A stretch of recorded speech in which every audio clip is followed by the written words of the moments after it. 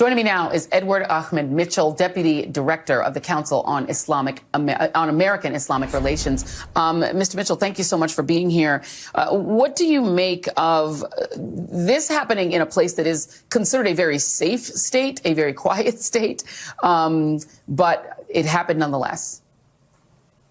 Joy, I wish I could say I was surprised, but I'm not. This was entirely predictable. Anti-Muslim bigotry and anti-Palestinian racism are absolutely out of control across the United States. Our civil rights organization reported a 216% increase in complaints after October 7th compared to the same month last year. That includes discrimination, hate speech, and also hate crimes, from the murder of that young boy in Chicago now to the attack on these young men in Vermont.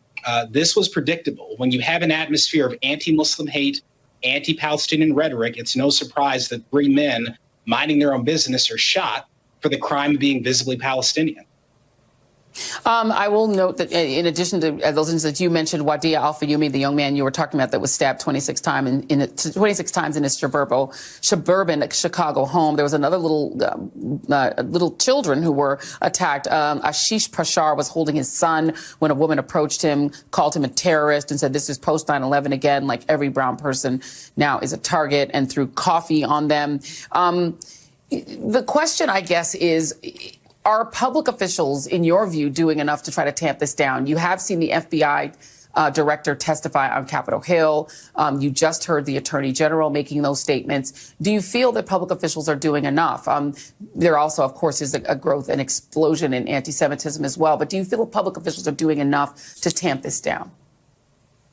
Public officials are doing better, but they have to take responsibility. Many of our elected officials contributed to this atmosphere of anti-Muslim bigotry and anti-Palestinian racism. They spent weeks after October 7th dehumanizing the Palestinian people, spreading Islamophobic conspiracy theories, and they did that not only to justify the killing of Palestinians in Gaza, but also to try to silence Muslims and Palestinians here in America. And that had consequences. Wadia was killed within a week of this nonsense being spread into our public discourse. And then we have seen numerous incidents of violence and hate and discrimination. So I give credit to President Biden and others for improving their language, but the president and many other people use some pretty horrific language in the first few weeks of October that has contributed to the atmosphere of anti-Muslim and anti-Palestinian sentiment that we're seeing.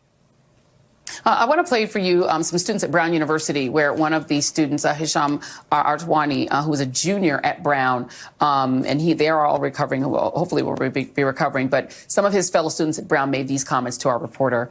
Please take a listen.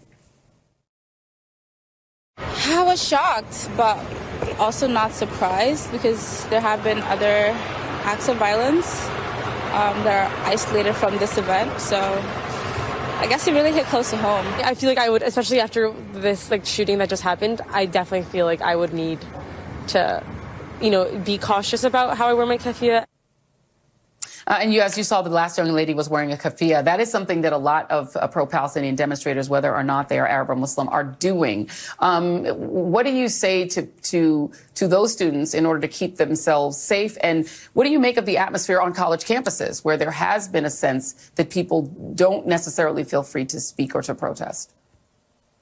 A significant number of the complaints we've received relate to students on college campuses who have been doxxed, harassed, or threatened simply because they've spoken up for the human rights of the Palestinian people. And again, that hateful language, that discourse has real-life practical consequences, including the potential for violence. I know many Palestinians and Muslims here in the United States are worried about being visibly Muslim, but they're also, or Palestinian, but they're also defiant. They're not going to let bigots or extremists scare them out of standing up for Palestine or visibly practicing their faith. So I think you're still going to see the keffiyeh being worn all over. I don't think that's going to stop, but I do think people will be cautious and careful and vigilant, but it's not going to stop us from living our lives and carrying on and saying what needs to be said in defense of the Palestinian people. Have you had conversations, or has the organization, has CAIR had conversations with these families in Vermont? Yes, we've had the pleasure of speaking to the uncle who's been speaking for the family, and we extend again our support to them. They should have never had to go through this, and we pray that God, Allah, grants the complete healing to these young men and allows them to carry on with their lives and have fruitful, wonderful, healthy lives. But yes, we've been in touch with them and also our partners, the Arab American Anti-Discrimination Committee, who are doing a great job providing support to the family.